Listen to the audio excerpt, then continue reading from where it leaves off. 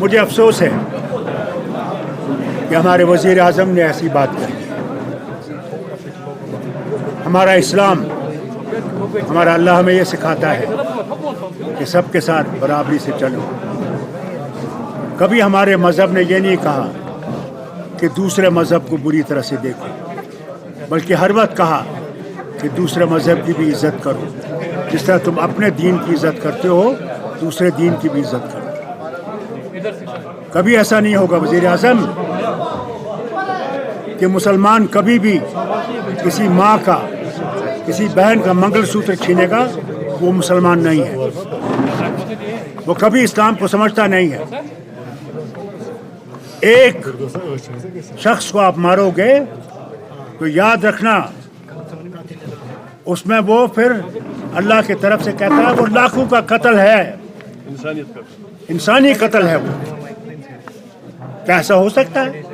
मैं भी मुसलमान हूँ, मगर मेरे कुरान ने मुझे ये नहीं सिखाया कि दूसरे से नफरत करना। मैं उतना ही हिंदू से मोहब्बत करता हूँ जितना मैं सिख से, मुसलमान से मोहब्बत करता हूँ। मैं समझता हूँ वो भी तरक्की करेगा, हम भी तरक्की करेंगे, उसी से ये भारत उठेगा। डॉक्टर साहब, आपने कश्मीरी तक जो लंबा स्पीच दिया, इसमें आपने एक बात छेड़ी है जिसका एक बहुत बड़ा वजन है कि हो सकता है इलेक्शन आखिरी इलेक्शन होगा। Will you elaborate in shape of what context? See, the question is what is appearing before us, that they want one nation, one election. How can it be possible in 28 states which are so different? Secondly, their changing of constitution has been told, they themselves are saying it, कि हमने आईन बदलाना है, हमने ये संविधान बदलाना है। ये एक ही दफ़ा इलेक्शन होगा और जिस तरह प्यूटन साहब बैठे हुए हैं, इसी तरह ये भी अपने वज़ीर आज़म को बिठाना चाहेंगे, जो जब तक वो ज़िंदा हैं वो रहेंगे, दूसरा आएगा वो भी चलाएगा। नहीं तो मुझे ये बताइए, ये क्यों कह रहे हैं कि 2047 तक, क्या ये 2047 तक रहेंगे? वो कैसे है?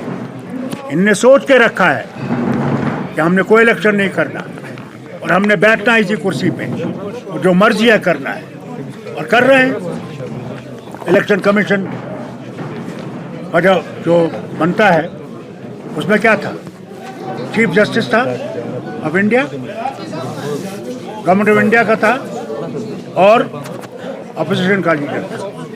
चीफ जस्टिस को हटाने की क्या जरूरत पड़ी? क्या जरूरत? खुद देखिए आप कि वहाँ 2 हुकूमत के नुमाइंदे हैं, एक अपोजिशन है, वो क्या कर सकते?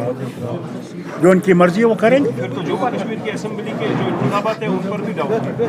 हमें पता नहीं है कि वो असेंबली इलेक्शन होंगे, कब होंगे। ये तो इलेक्शन का, ये तो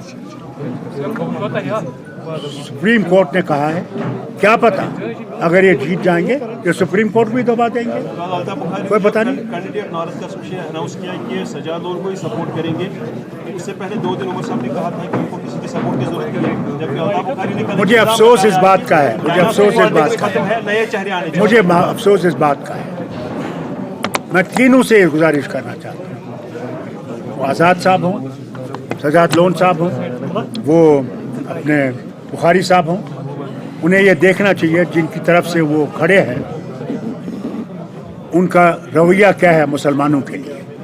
बस मैं इनसे यही कहना चाहता हूँ। जिन मुसलमानों को ये बरगला रहे हैं आज, क्या वो मुसलमान कल बचेंगे अगर ये वापस आए? न सिर्फ जम्मू कश्मीर के, क्या हिंदुस्तान के मुसलमान की इज्जत रहेगी या नहीं रहेगी? उनसे ये सवाल पूछिए।